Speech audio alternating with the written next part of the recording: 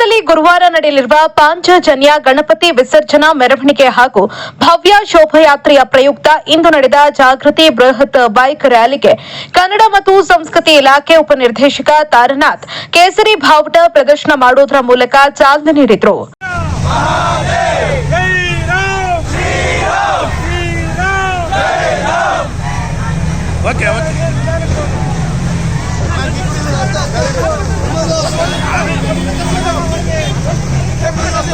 ಈ ವೇಳೆ ಮಾತನಾಡಿದ ಪಾಂಚಜನ್ಯ ಹಿಂದೂ ಗಣಪತಿ ಸಮಿತಿ ಅಧ್ಯಕ್ಷ ವಾಸು, ಕಾರ್ಯದರ್ಶಿ ವೇಣುಗೋಪಾಲ್, ಇವತ್ತು ಹಿಂದೂಗಳನ್ನ ಜಾಗೃತಿ ಮಾಡುವಂತಹ ಕಾಲ ಬಂದಿದೆ. ಈ ನಿಟ್ಟಿನಲ್ಲಿ ಇಡೀ ನಗರವನ್ನ ಕೇಸರೀಕರಣ ಮಾಡಲಾಗಿದೆ.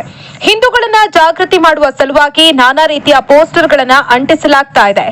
ಗಣೇಶ ಉತ್ಸವದಲ್ಲಿ ಬಾಲಗಂಗಾಧರ ತಿಲಕ್ ಅವರು ಕಳೆದ ಸ್ವಾತಂತ್ರ್ಯದ ಸಮಯದಲ್ಲಿ ಹಿಂದೂಗಳನ್ನ ಒಗ್ಗೂಡಿಸಲು ಪಾಂಚಜನ್ಯ ಗಣಪತಿ ಮಾಡಿದ್ರು. ಅದೇ ರೀತಿ ಹಾಸನದಲ್ಲಿಯೂ ಕೂಡ ಹಿಂದೂಗಳನ್ನ ಒಗ್ಗೂಡಿಸುವ ಸಲುವಾಗಿ ಇಂತಹ ಕಾರ್ಯಕ್ರಮ ಮಾಡಲಾಗ್ತಾ ಇದೆ ಅಂತ ತಿಳಿಸಿದ್ರು. ಸಮಿತಿ ವತಿಯಿಂದ 15ನೇ ವರ್ಷದ ಗಣೇಶೋತ್ಸವವನ್ನ ಅದ್ದೂರಿಯಾಗಿ ಆಚರಿಸಲಾಗ್ತಿದೆ. ಕಳೆದ 3 ದಿನಗಳ ಹಿಂದೆ ನಾವು 7ನೇ ತಾರೀಕು ಗಣೇಶ ಮೂರ್ತಿಯನ್ನ ಪ್ರತಿಷ್ಠಾಪನೆ ಮಾಡಿ ವಿವಿಧ ಸಾಂಸ್ಕೃತಿಕ ಕಾರ್ಯಕ್ರಮಗಳು ದಿನ ನಡೆಯುತ್ತಿದ್ದು, 12ನೇ ತಾರೀಕು ಭವ್ಯ ಶೋಭಾಯಾತ್ರೆಯೊಂದಿಗೆ ಶ್ರೀಯವರ ವಿಸರ್ಜನೆಯನ್ನ ಮಾಡಲಾಗುವುದು. ಕಾರ್ಯಕ್ರಮವನ್ನ ಈ ಶೋಭಾಯಾತ್ರೆಗೆ ಅನೇಕ ಕಲಾ ತಂಡಗಳು ಭಾಗವಹಿಸಲಿದ್ದು, 2010ರಲ್ಲಿ ಪ್ರಾರಂಭವಾದಂತಹ ಈ ಗಣೇಶೋತ್ಸವ ದಿನಕ್ಕೆ ಶೋಭಾಯಾತ್ರೆಯಲ್ಲಿ ಭಾಗವಹಿಸುವ ಸಂಖ್ಯೆನೂ ಹೆಚ್ಚಾಗಿದ್ದು, ಕೇವಲ 500,000 ಜನ ಇದ್ದಂತಹ ಈ ಒಂದು ಗಣೇಶೋತ್ಸವ ಇವತ್ತು 20,000ಕ್ಕೂ ಹೆಚ್ಚು ಜನ ಈ ಗಣೇಶೋತ್ಸವದಲ್ಲಿ ಶೋಭಾಯಾತ್ರೆಯಲ್ಲಿ ಭಾಗಿಯಾಗುವಂತ ಒಂದು ಸನ್ನಿವೇಶ ಇದೆ.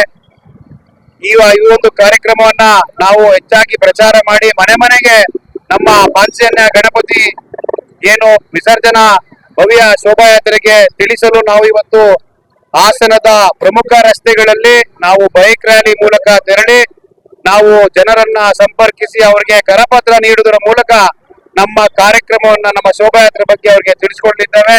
ಕಾರ್ಯಕ್ರಮದಲ್ಲಿ ಪಾಂಚಜನ್ಯ ಹಿಂದೂ ಗಣಪತಿ ಸಮಿತಿ ಗೌರವಾಧ್ಯಕ್ಷ ವಾಸು, ಅಧ್ಯಕ್ಷ ದಯಾನಂದ್, ಕಾರ್ಯದರ್ಶಿ ವೇಣು, ಸಹ ಕಾರ್ಯದರ್ಶಿ ರವಿ ಸೋಮು, ಖಜಾಂಚಿ ಲಾವಣ್ಯ, ಆರ್ಎಸ್ಎಸ್ ವಿಭಾಗ ಕಾರ್ಯವಾಹ ವಿಜಯಕುಮಾರ್ ನಾರ್ವೆ, ನಿರ್ದೇಶಕ ಶರತ್, ರಕ್ಷಿತ್ ಭಾರದ್ವಾಜ್, ನಗರಸಭೆ ಮಾಜಿ ಅಧ್ಯಕ್ಷ ಆರ್ ಮೋಹನ್, ಕನ್ನಡ 9 ವ್ಯವಸ್ಥಾಪಕ ಸಂಪಾದಕ ಸಮೃದ್ಧಿ ಮೋಹನ್ ಇತರರು ಉಪಸ್ಥಿತರಿದ್ದರು.